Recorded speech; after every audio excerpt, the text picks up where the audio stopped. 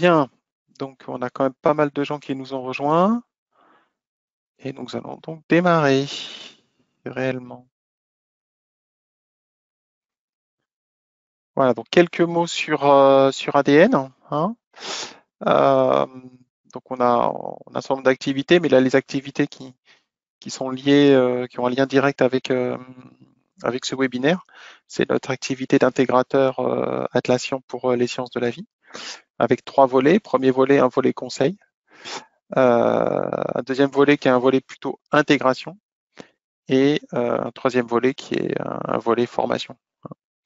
Donc en conseil, on y reviendra à la fin, mais on est plutôt sur le diagnostic et la prescription. Et dans l'intégration, on est plutôt dans le soin, c'est-à-dire qu'on implémente les différents process. Et bien évidemment, au-delà des outils, il y a une dimension gestion des conduite du changement qui est très importante. Donc c'est pour ça qu'on a ce volet formation qu'on étoffe quasiment tous les mois avec de nouveaux plugins ou des nouvelles choses, quoi. Voilà. Donc dans le contexte, donc cette présentation est issue d'une présentation que j'ai réalisée comment dire, en duo avec Philippe Langlais de Servier mi-septembre comment dire, au GAMP Forum, hein. Sauf que là, je l'ai enrichi pour illustrer un peu plus le propos, ce que je peux faire avec ma casquette ADN et ce que je ne peux pas faire lorsque j'ai une casquette d'intervenant plutôt au niveau du GAMP FR, hein. Donc la première version du GAMP 5, euh, j'ai regardé un petit peu, ça date de 2008, hein, vous voyez, donc ça fait presque 14 ans, hein. Elle était très orientée cycle en V, hein.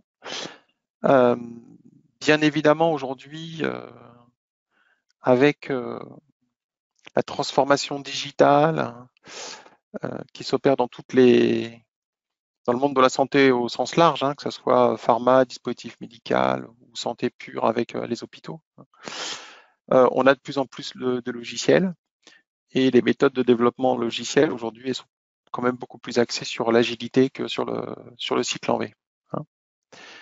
Euh, Néanmoins, pour tout ce qui est euh, validation, hein, au sens réglementaire du terme, ça génère des tensions, hein, qu'on constate depuis plusieurs années.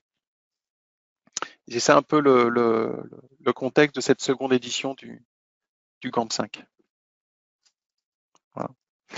Donc cette seconde édition du GAMP 5, euh, elle s'appuie sur des guides de l'ISPE qui ont été publiés auparavant, hein, notamment Enabling Innovation, hein, qui est beaucoup moins connu, hein, Data Integrity by Design, et puis le fameux document de la FDA qui est sorti en mode draft, pareil, mi-septembre, qui a fait couler beaucoup d'encre sur une autre approche de la validation, hein, qui est plus orientée sur voilà, les mesures d'assurance, de maîtrise du risque.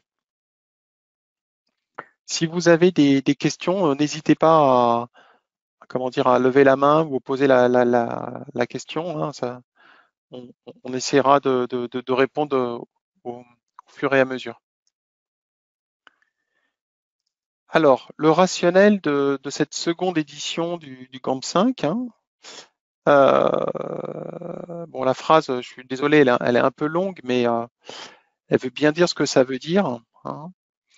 Euh, on a une montée en puissance des modèles incrémentaux et itératifs, avec un usage de plus en plus important d'outils, d'automatisation pour atteindre un plus grand contrôle, un plus haut niveau de qualité et une réduction des risques à travers le cycle en V. C'est vrai que dans la version précédente du GAMP 5, qui était sortie donc il y a 14 ans, hein, les outils étaient moins présents. Euh, et puis surtout, peut-être qu'en cycle en V, on faisait déjà des choses beaucoup pouvez déjà numériser l'approche de validation. Mais avec l'agilité, où ça nous demande beaucoup plus de vélocité, et ça change un certain nombre de paradigmes sur la manière de développer le logiciel, on a de plus en plus d'outils. Et c'est l'apport de cette seconde édition du Camp 5 de mettre en lumière l'utilisation de ces outils et ce que ça a comme impact sur l'aspect documentaire, notamment. Voilà. Donc, dans cette seconde édition du GAMP 5, vous avez une annexe qui est l'annexe donc 18, voilà, qui traite spécifiquement de l'agilité. Donc ça, c'est vraiment, ça fait partie des annexes nouvelles, hein, et qui témoignent, je dirais, de cette prise de conscience que voilà, il faut changer un peu la manière de faire. Hein. Donc, ce qui signifie pour vous concrètement, c'est que quand les gens vous disent non, c'est pas possible de faire de l'agile réglementé, bah si. Hein, voilà, on a cette version du GAMP 5 qui sort et qui disent que beaucoup de gens voilà pensaient déjà, mais disons que ça aide à aller plus vite dans le sens où voilà les gens qui ont essayé de faire de l'agilité réglementée il y a 3-4 ans, bah, ils ont on a un peu tâtonné. Là, ça va vous faire gagner du temps parce que voilà, vous avez déjà un cadre pour mettre ça en place chez vous. Donc, la première phase importante, c'est qu'effectivement, c'est adapté. Il y a une condition, c'est qu'effectivement, il faut des gens formés, qualifiés et supportés par des outils appropriés.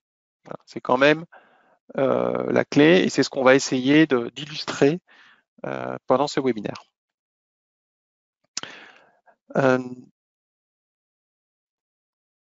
On va aborder le sujet des exigences, qui est évidemment différent lorsqu'on l'aborde en cycle en V ou en mode itératif. Hein, parce que c'est vrai que pendant très longtemps, on avait des réflexes cycle en V. Bon, là, le guide dit clairement, bah là, il faut s'adapter. On n'est pas forcément obligé d'avoir une approche URS cycle en V. On va s'apercevoir que voilà, dans le guide, on parle de backlog de requirements, on va parler de développement incrémentaux. Voilà, donc il y a quand même tout un cadre qui est propice à ce développement de l'agilité. Donc on retrouve des schémas assez basiques dans ce guide, enfin basiques, mais c'est quand même la première fois qu'on voit apparaître des schémas de ce type-là sur l'agilité avec voilà, le backlog, les incréments, des sprints rétrospectives, les daily scrum, la notion d'équipe, des sprint review. Bon, c'est des choses assez classiques pour des gens qui font de l'agilité depuis un certain nombre d'années. Voilà. Là, ce qu'on dit, c'est que la qualité doit être intégrée aux équipes, hein, et on ne doit pas avoir ce cloisonnement qu'on a pu encore observer qu'on observe encore de cloisonnement en disant, ben voilà, il y a les gens de la R&D ou de l'IT qui font les choses, et puis on va avoir la validation En clair, on va avoir une qualité qui doit être plus data-driven sur les données agiles, d'accord, et pas simplement une qualité qui doit subir, je dirais, une pression documentaire en disant, bah là, nous, on est là pour délivrer les documents pour la réglementation. Donc ça, c'est quand même un élément important, une avancée significative que l'on puisse voir dans un document comme celui-là. Donc typiquement, ça veut dire que on va avoir, bon, là on a une illustration, je dirais, dans Jira, hein, on va être capable, enfin ce que prône le guide, c'est voilà, utiliser des outils. On voit ici par exemple pour la gestion des versions. Alors je sais pas, il faut peut-être que je mette mon petit curseur là, parce que sinon, euh, tac, c'est plus facile. Voilà. Ici on a une gestion des versions, hein, donc celle-là elle est release, et puis on a un récap avec les issues, enfin ou les tickets qui sont associés à cette version-là, ceux qui sont faits. On peut avoir des warnings, on peut avoir, enfin ici on a un warning. Bon, ça, aujourd'hui, si on fait ça en mode papier, c'est extrêmement compliqué. Et ce que préconise le guide, c'est que Effectivement, aujourd'hui, si on veut faire de l'agilité, il faut s'appuyer sur ce type d'outils pour atteindre les mêmes objectifs qu'on avait dans la première édition du Camp 5, hein. Mais c'est les mêmes objectifs, sauf qu'on favorise l'utilisation d'outils et de méthodes pour respecter le même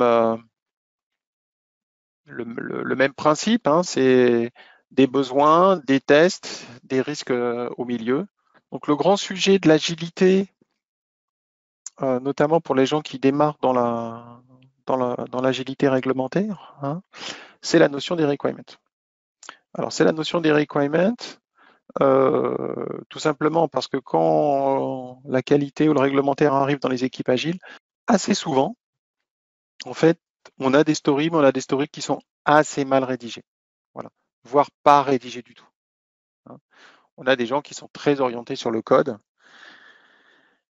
et assez peu sur les stories, voilà. Et soyons clairs, qui ont une certaine appréhension par rapport à la dimension réglementaire. Voilà. Donc, le guide met les choses bien au clair, hein. Euh, on doit avoir des requirements, donc sous forme de user story, sous forme d'epic, on peut avoir des features, on peut avoir bon, hein. Et tout ça, ça doit être vérifié. On va voir qu'il y a différentes méthodes, hein, dans le guide, avant l'utilisation du système en production. Voilà. On doit avoir, comme dans un protocole de validation classique, on doit avoir des critères d'acceptation. Là, ce qui va changer un petit peu, et on va le voir, c'est qu'en agilité, en fait, on met les critères d'acceptation au moment, en même temps que l'on rédige, je dirais, les requirements. Donc, je crois qu'on a un petit exemple juste derrière, voilà, sur une réclamation, hein. Donc là, c'est ce qu'apporte, c'est une bonne pratique agile, hein, avec un canevas sur la manière de rédiger. Et c'est très intéressant d'avoir ce canevas-là parce que ça va permettre ensuite de guider l'automatisation des tests avec des langages comme Gherkin qui vont ensuite devoir faire l'objet de développement pour automatiser. Parce que dès qu'on va passer en mode agile, euh, on va avoir une pression pour avoir plus de release. C'est pas rare d'avoir des cas de figure où on a des releases trimestrielles, hein, ce qui change de paradigme par rapport à une approche cycle en V où on avait des changements de release annuels, voire biannuels. Et on a ici les critères, je dirais, d'acceptation, hein. Donc là, voilà, ce que dit le guide, il dit attention, en agile, vous allez devoir rédiger vos requirements différemment. Donc l'objectif qu'on retrouve alors ça c'est une copie d'écran sortie de Enabling Innovation, hein. On retrouve sur le, voilà, sur l'agilité qui fait c'est un truc, c'est un schéma classique, mais c'est vrai que c'est pour ça qu'il y a de plus en plus de projets qui vont vers l'agilité, hein. C'est évidemment, on montre la valeur, l'utilisateur final, il peut voir la valeur arriver par incrément, hein. Et comme il voit comme on travaille par incrément, ça permet de corriger au fur et à mesure. C'est pour ça que là, dans la ligne bleu clair, voilà, on a le même risque au départ d'incompréhension, mais on le réduit beaucoup plus rapidement, puisqu'en fait, avec, avec ces meetings, je dirais, réguliers où on montre ce que l'on fait, on n'attend pas la fin pour dire ah non, ça va pas, quoi, hein.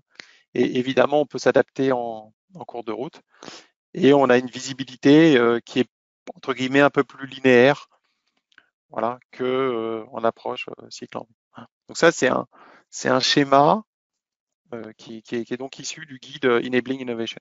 Euh, Quand on fait de l'agilité, il y a assez peu de gens qui font de l'agilité en mode sticker, dirons-nous, hein. On retrouve donc là, je pense que c'est Enabling Innovation, hein. Euh, voilà, ils disent en fait ce que tout le monde pense, hein. Donc avec des outils, le besoin de documentation et d'étapes manuelles d'événements, dans beaucoup de cas pourraient être éliminés ou à minimum pourraient être significativement réduits. Par exemple, par des workflows avec des portes, hein, pour passer un certain nombre d'éléments, okay, notamment ce qu'on appelle des quality gates, hein, pour s'assurer que les activités doivent être terminées l'une avant l'autre. Et souvent, c'est des process qui sont automatisés, c'est-à-dire que bah, voilà, quand on va faire des builds, on va passer des tests, et puis bah, si les tests ils sont pas bons, bah, en ce moment-là, on va pas mettre en pré-production ou dans un environnement de test, hein. On va voir qu'aujourd'hui, le fait d'avoir des outils intégrés, ça va réduire les risques de transcription, hein. On a souvent on a beaucoup de clients où on voit ils recopient des références, voilà, donc du coup ça crée enfin voilà, il y a beaucoup d'erreurs qualité qui ralentissent les projets, hein. Euh, et on a aussi beaucoup d'éléments ou effectivement de documentation, enfin de systèmes parallèles, hein. Et le système parallèle que l'on voit quasiment toutes les semaines, nous, c'est un système, voilà, vous avez la R&D ou les développeurs qui ont leur système, et puis vous avez la qualité qu'a son système. Les développeurs qui entre guillemets bricolent avec Jira Confluence, et puis d'un autre côté, vous avez un système de GED en parallèle. Donc l'idée, c'est ouais, ils disent bah oui, pour réduire toutes ces étapes à non valeur ajoutée, essayer d'avoir quelque chose d'intégré. Donc là, on est aussi, bon, pour beaucoup d'entre vous, hein, alors je ne sais pas si enfin, que ce soit Jira ou Azure DevOps ou autre chose, hein, euh, ils disent, bah oui, clairement, il faut avoir des backlogs qui ne soient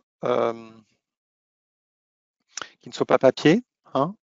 Donc là, effectivement, vous avez un Kanban avec une story, vous avez un petit workflow très simple, ok, puis on va le passer de draft en approve. Voilà. Ici, on a un système d'approbation, hein. Alors, dans certains cas, bon, certains clients veulent à tout prix qu'on mette la signature électronique. D'autres, comme on va le voir, sont un peu plus dans l'approche de cette nouvelle édition, de signer peut-être un peu différemment. On va y revenir, hein. Mais c'est sûr que, bon, c'est sans doute une évidence, hein. Euh, mais ce que ça signifie, c'est qu'il faut euh, penser à mettre en place des workflows qui vont permettre d'assurer le contrôle en fait des états de, de, de ce backlog. Voilà. Et c'est les contrôles qu'on va mettre en fait sur les changements d'état qui vont permettre de démontrer la maîtrise du. Bon, quand on est en agile, alors qu'on soit encore une fois hein, avec la suite Atlassian ou la suite Microsoft, on a quelque chose qui est euh, qui est assez classique, c'est on garde les datas dans l'outil, je dirais, agile natif, hein, et on peut les présenter sous forme de documents, euh, généralement sous forme de wiki, alors plus ou moins évolué, hein. Donc dans l'exemple qu'on a ici, en fait, on est dans Confluence et on a nos requirements, mais en fait, ces requirements, ils sont pas fixes, hein. C'est des requirements en fait qui viennent de Jira à travers Confluence. Voilà. C'est pour ça qu'on retrouve ici, vous voyez sur la droite, les notions de statut, de priorité. Euh, tout ça, en fait, c'est des éléments qui viennent directement de Jira. Voilà. OK. Euh, et aujourd'hui, je pense que ce type d'intégration, c'est vraiment Pour moi, c'est une étape vraiment de transition hyper importante, hein. Demain, peut-être que les inspecteurs ils voudront voir que les données, hein. J'ai assisté à une conférence cette semaine sur l'IA Act. Ils vont demander en fait de voir les données et le code.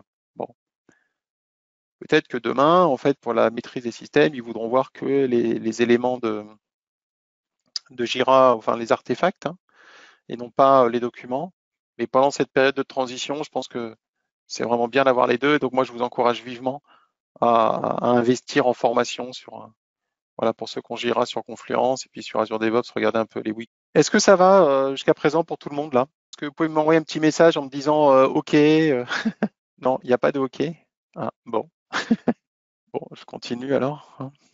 Ah, si j'ai un petit OK quand même. Oui, ça va, merci. D'accord. Bon, très bien. Donc, je continue. Euh, alors, on appelle ça bug defect, on appelle ça anomalie, comme on veut.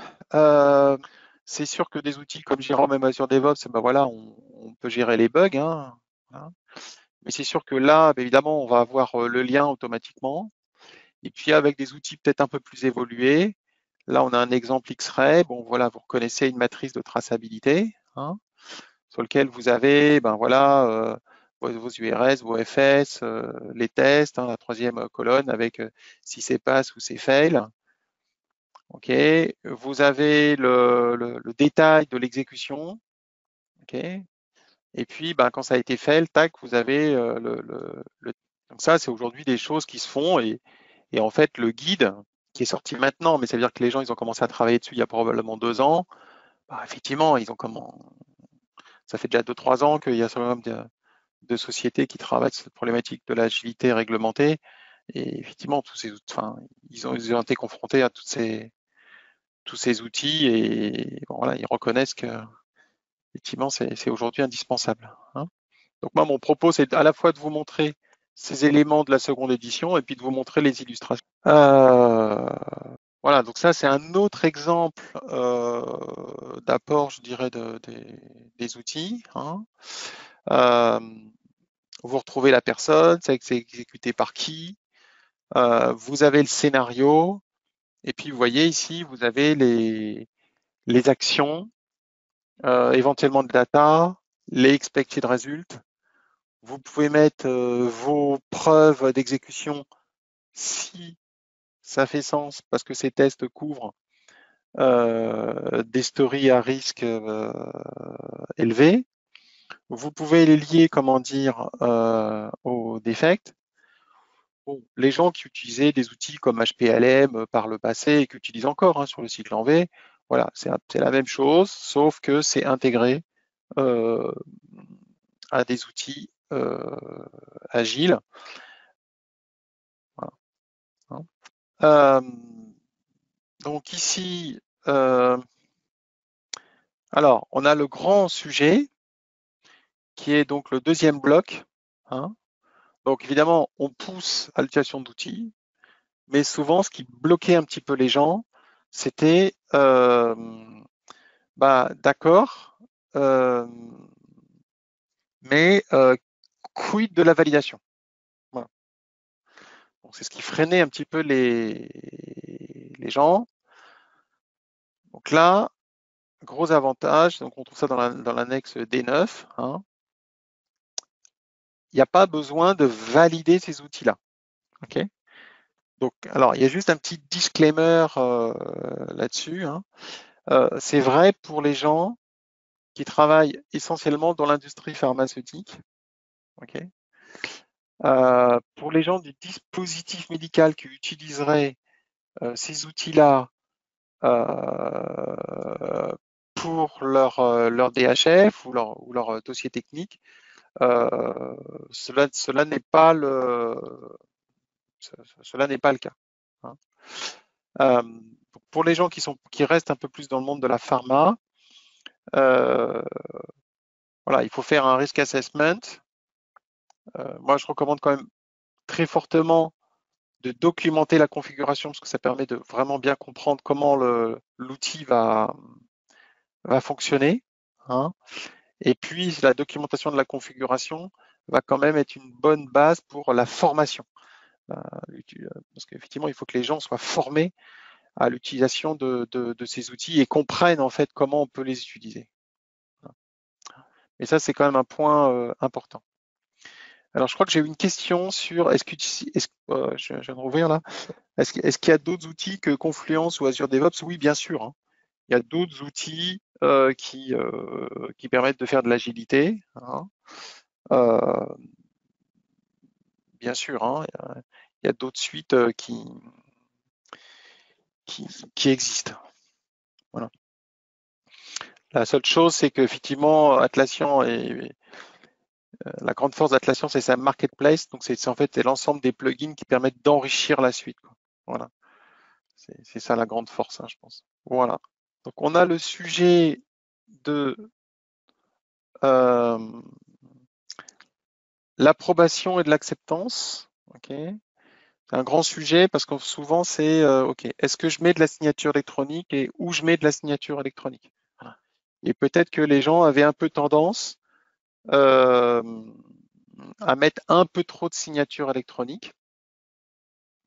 Ce que dit le guide, c'est qu'en fait, on peut utiliser la notion, enfin les mécanismes qui, qui existent avec ces outils, et notamment les changements de statut, les audits trail. Bon, il y a tout un ensemble de moyens. Et en fait, tout ça, c'est quand même des preuves d'acceptance plutôt que d'approbation euh, à proprement parler, hein. Et donc, il est indiqué Modern Tools set frequently. Ah, donc voilà, donc on a des logs de change qu'on peut pas modifier, hein. Et ces logs enregistrent exactement ce qui a été fait, ancienne valeur, nouvelle valeur. En fait, tout ça pour dire que c'est très proche d'un. Je pense qu'on a un exemple, voilà, ici, hein. Donc, on a un Kanban. Euh, on a des tickets sur lesquels on a des changements de statut, ok. Et ben en fait, dans l'historique, on va avoir ici les changements de statut. On aurait même si ça a été modifié, tout ça, on a ça. Donc, ce que dit le guide, il dit, bah voilà, en fait, bah, au lieu de mettre de la signature électronique partout, bah, vous pouvez déjà quand même vous appuyer sur ces historiques. Euh, Évidemment, c'est mieux d'avoir des workflows et d'avoir des règles. Et après même dire, bah voilà, il n'y a qu'un tel qui peut faire passer de analyse de risque à analyse de risque. Je crois que là, j'ai pas mal avancé. Donc il y a, alors j'ai peut-être une petite question. Donc la question, c'est comment le GAMP justifie-t-il que ces outils ne nécessitent pas d'être validés? Voilà. Alors c'est évidemment une bonne question. La justification, c'est qu'ils s'appuient sur, ils anticipent euh, le guide CSA, hein, Computer System Assurance, qui a été sorti, qui est en draft, hein, euh, mais qui a été publié par la FDA euh, mi-septembre et qui va dans ce sens-là. Voilà. C'est ça la justification de. Enfin, c'est comme ça que la justification de cette seconde édition du GAMP 5. Donc, euh, on a des guides ici voilà, sur les différents types, justement sur les outils à proprement parler. Donc, il y a une section à proprement parler qui traite de ce sujet-là, hein. Euh, avec une liste de systèmes, comment adresser le risk assessment, l'installation, la configuration. Voilà. Donc ça, c'est vraiment quelque chose de nouveau, hein, pour permettre, je dirais, de tirer bénéfice de. OK. Euh, alors, quand on parle agilité, on n'est jamais très loin de DevOps. OK. Alors, c'est un petit peu moins présent dans la seconde édition du GAMP, ok, mais on en parle quand même un petit peu. C'est un peu plus développé dans le guide Enabling Innovation, mais bien évidemment aujourd'hui, dès qu'on fait de l'agilité, on n'est jamais loin du DevOps. Voilà. Donc l'apport du guide, hein, il est quand même important, c'est que il dit que il reconnaît les problématiques, hein, c'est qu'en DevOps, on a évidemment beaucoup plus de changements et beaucoup plus de versions et beaucoup plus de releases que traditionnellement. Okay, et que évidemment, si on devait, je dirais, suivre des processus papier de mise en production comme on a très régulièrement, sur des systèmes un peu plus classiques par exemple de RP, de LIMS ou je sais pas, système d'environnement, voilà, euh, on serait bien en difficulté. Voilà. Donc là, on va plutôt devoir jouer sur la mise en place de contrôles euh, avec des process, mais des process qui vont devoir être câblés euh, dans les outils. Et on va voir en fait que c'est possible, euh, mais euh, ça nécessite de nouvelles compétences et ça nécessite en fait de chercher un usage de ces outils qui va permettre de mettre un certain nombre de... Donc ici, on a... Donc tout ça, c'est, vous l'avez compris hein, depuis le début, c'est des extraits hein, de ces guides. Donc voilà, là, c'est un extrait de Enabling Innovation. Hein. Donc Applying DevOps to the final configure computerized system successfully require donc le fait de s'appuyer sur des outils, des informations avec des niveaux de changement plus élevés, hein, qu'on ne peut pas traiter d'un point de vue documentaire. Voilà. Donc je pense que je dois avoir quelques, euh, quelques exemples. Voilà, bon, ça c'est en gros un peu le message hein, qui est passé. C'est voilà, si vous voulez pas vous noyer sous le passé, enfin sur le papier, pardon, il faut passer sur des outils de ce type-là. Euh, bon, Jira, je pense que voilà, les gens doivent connaître. Bitbucket, c'est pour la gestion du code. Ok. Jira Service Management, c'est ce qui va vous permettre justement de tracer les changements. Ok. Et Insight, c'est plus pour la gestion de configuration. Voilà. Et l'idée, c'est d'avoir quelque chose de tout intégré. Donc en fait, quand les gens qui ont rédigé ce document-là, ils savent que c'est possible. Voilà. Et ils savent également que si on ne le fait pas, ben, on se retrouve dans le schéma de droite avec le papier. Voilà. Le papier, il peut être aujourd'hui être remplacé avantageusement par des éléments comme Confluence qui vont en fait permettre de mettre sous forme documentaire des données qui vont être issues de- des familles d'outils là comme Jira Service Management, Jira Bitbucket ou Insight. Hein. Donc moi, encore une fois, je vous encourage vivement à regarder ce qu'il est possible de faire avec Confluence. Hein. Parce que sinon, bah, si vous êtes en système papier, bah, comme on l'a vu tout à l'heure, voilà, vous allez rapidement être bloqué. Donc là, ici, je vous ai mis quelques contrôles. Hein. Donc, vous avez un contrôle ici sur qui est plus sur voilà, c'est des règles d'automation. Hein. Donc ici, c'est quelque chose qui existe avec Jira Cloud. Et la règle, en fait, c'est une règle très native hein, qui est toute bête. Hein. C'est que quand les gens vont faire un commit dans le code, eh ben, l'issue, euh, il va être, la transition va être mise en in progress. Parce que souvent, ben voilà, les gens ils font des choses dans le code. Bon, ben là, maintenant, la plupart des gens ils savent que quand il faut faire le commit, il faut mettre la référence vers le ticket qu'on est en train d'implémenter.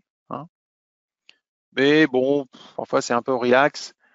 et ça reste en backlog, quoi. Le statut de l'issue reste en backlog.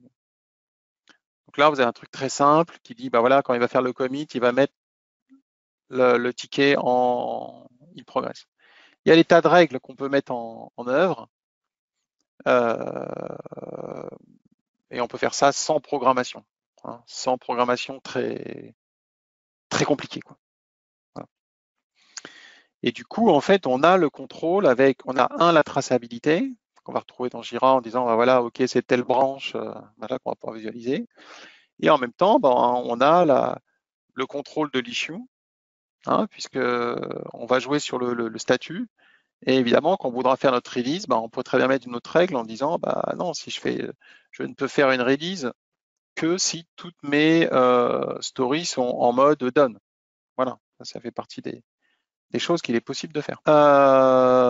D'autres règles qui est très important d'avoir en DevOps, parce que vous ne pouvez pas être derrière tout le temps, hein, enfin au niveau de la qualité et de la compliance, c'est pas possible, hein. Ben, déjà avoir des branches différentes, hein. Euh, Par exemple, des branches de développement, c'est la classique, et une branche d'intégration, des branches, je dirais, plutôt de production. Et puis d'avoir des règles de sécurité pour faire en sorte que, typiquement, bah, pour aller dans la branche de code, je dirais intégration, euh, ou la branche de code, je dirais, qui est vraiment le reflet de ce qui est en production, on puisse pas le faire, tout le monde ne puisse pas le faire, voilà, que les développeurs puissent pas le mettre en production directement. Alors, on va me dire, les cas, c'est le cas, mais enfin, on souhaite le faire, mais normalement, la bonne pratique, c'est que ça soit contrôlé. On peut, et normalement, ça s'applique en particulier pour les branches je dirais, de production, c'est-à-dire de demander en fait une approbation manuelle. Voilà, hein, et ça pourrait être très bien une approbation manuelle par une personne de la qualité qui est intégrée à l'équipe, qui va vérifier que les contrôles de code sont faits, que tous les tests d'intégration effectivement sont faits, que les tests de validation sont faits, que s'il y a des defects, bah ok, on soit que sur des defects négatifs. Donc on a la possibilité vraiment d'inclure, je dirais, une personne qualité dans ce process-là, mais en ayant quelque chose, je dirais, de. Donc là, on parle d'application, hein, mais souvent dans les applications, il y a aussi de l'infrastructure as a code. Donc, tout ça, c'est du code. Donc, c'est pour ça que c'est intéressant d'avoir ça dans des outils de type Bitbucket. Voilà. Ensuite, on a un autre exemple, effectivement, quand on fait de l'agilité, hein, bah, quand on fait de l'agilité et du DevOps notamment, bah, euh, on va devoir créer des environnements entre guillemets à la volée, hein. Et donc, dans ce type d'environnement DevOps, eh ben, on va avoir des scripts. Alors, vous voyez ici, on va commencer donc parallèle step. On va faire, il y a le build and test, on a du staging, on a du production. Donc, c'est ce que je vous disais tout à l'heure. Vous voyez, il y a un truc, c'est un mot-clé qui s'appelle trigger manual dans le deployment production, qui va faire que il me faut vraiment une opération manuelle pour mettre en production. Voilà.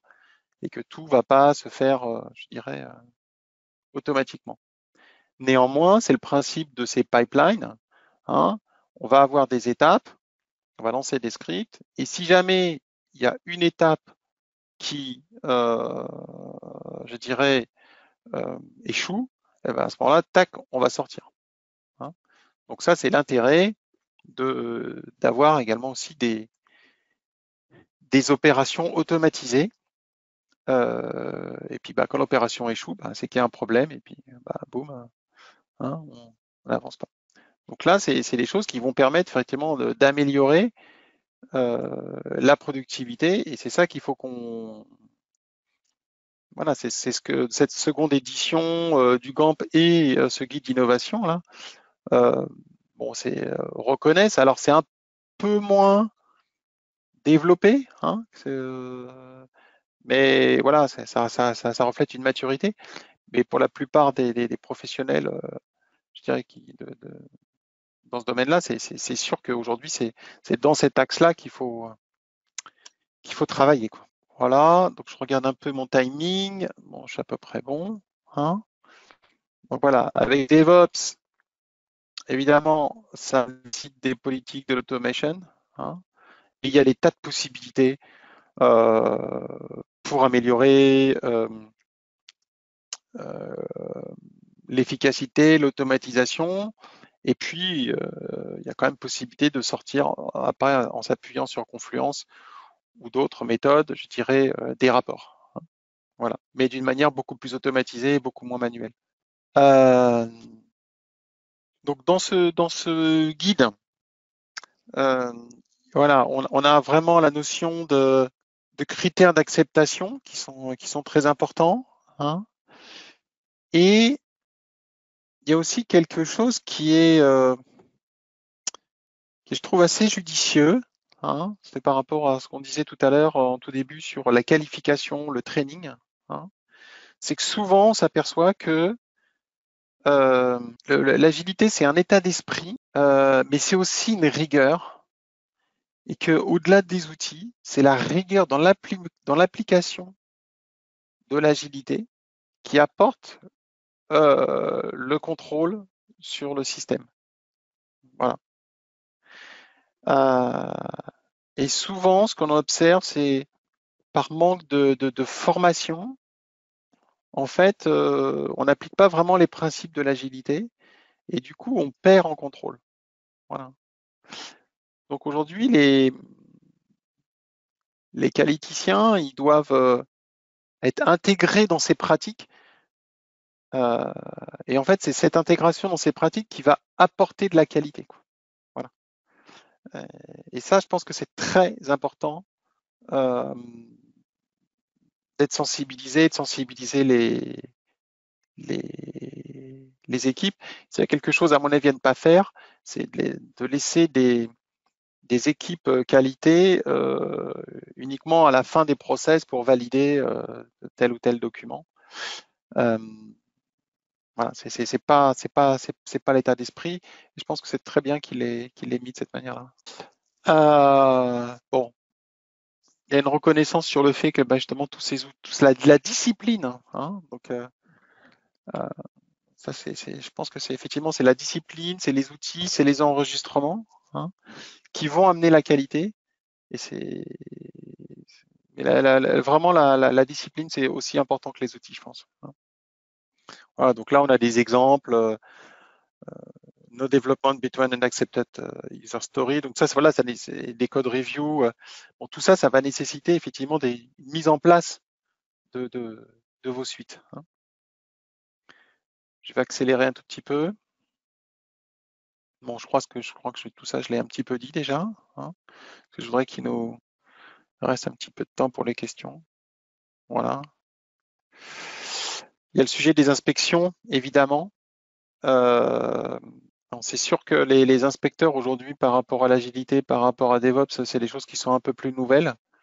Donc, je pense que c'est vraiment important de comprendre les objectifs, pourquoi on le fait, et d'être en mesure d'expliquer en fait pourquoi il n'y a pas enfin, quels sont les éléments qui réduisent le risque, hein, et de ne pas rester uniquement sur l'approche. Euh, donc, si vous êtes intéressé par la mise en place de ce type d'approche, hein, la méthode d'ADN, elle est assez, voilà, le parallèle avec le monde du soin est direct, hein.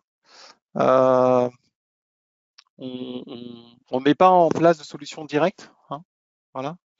On fait d'abord un diagnostic pour bien comprendre avec vous quels sont vos,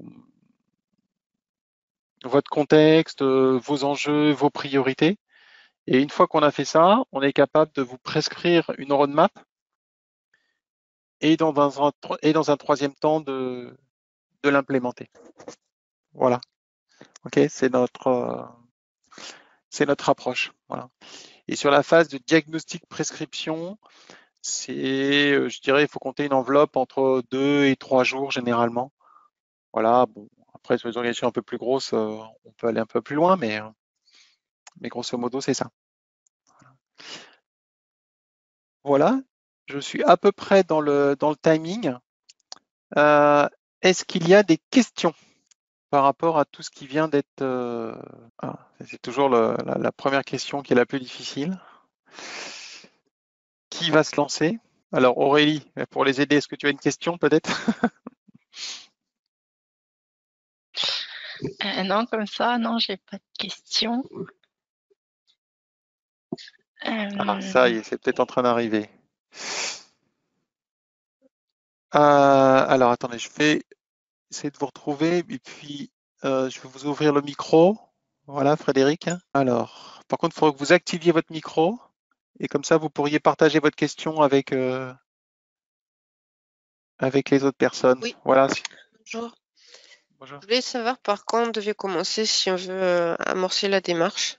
Euh, le mieux, c'est de faire un diagnostic chez vous hein, pour connaître en fait comment aujourd'hui vous pratiquez, d'accord? Savoir comment vous gérez ces problématiques de validation. Et donc, on va regarder comment vous gérez l'analyse de risque, comment vous gérez votre matrice de traçabilité, quelles sont vos pratiques agiles, comment vous gérez votre documentation, enfin, bon, tous ces points-là.